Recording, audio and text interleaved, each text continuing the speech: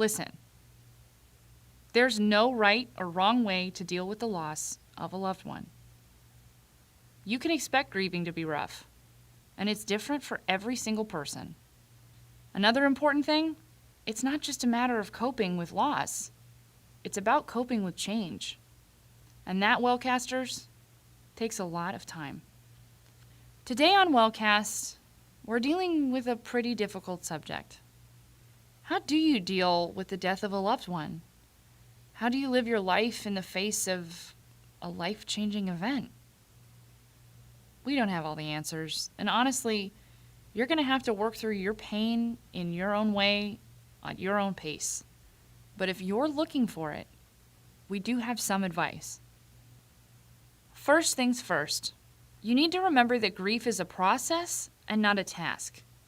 You might have heard of a popular theory that breaks up bereavement into stages: denial, anger, bargaining, depression, and acceptance. While you might identify with some or all of these steps, you gotta remember that grief is less like a staircase and more like a roller coaster. There are peaks and dips, and they don't always happen in predictable ways. You might feel better for a while and then worse, and that's okay. It's natural to have an uneven journey with your grief. Don't be afraid of the pain. You shouldn't try to stuff your sorrow away into a place where you don't have to deal with it. It's just going to stay there. In order for you to work through your grief, you're first going to have to acknowledge that it exists. There are a lot of ways to do this. You might have to be alone for a bit. Maybe you need to write down your feelings in a journal or talk to someone. Do things that make you happy. When you're grieving, it's sometimes difficult to hold on to who you are.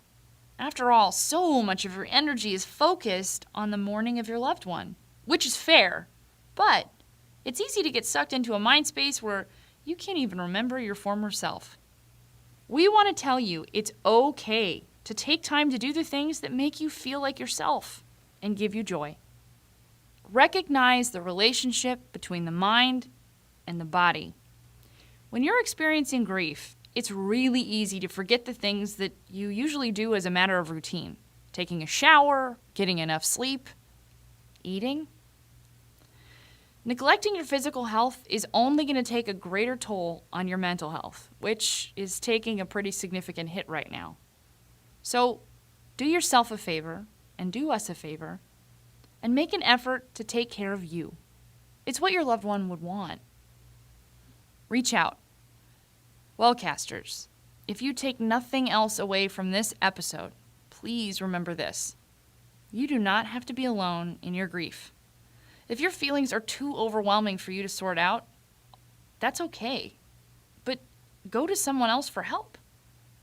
It can be someone you know, a family member or a friend, or it can be a therapist or a professional who knows how to help people deal with this exact situation that you find yourself in right now.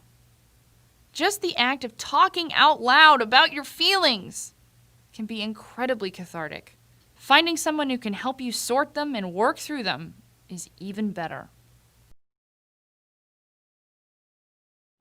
Tweet us at WatchWellcast, email us at watchwellcast@gmail.com, or leave a comment down below. We'll see you next time.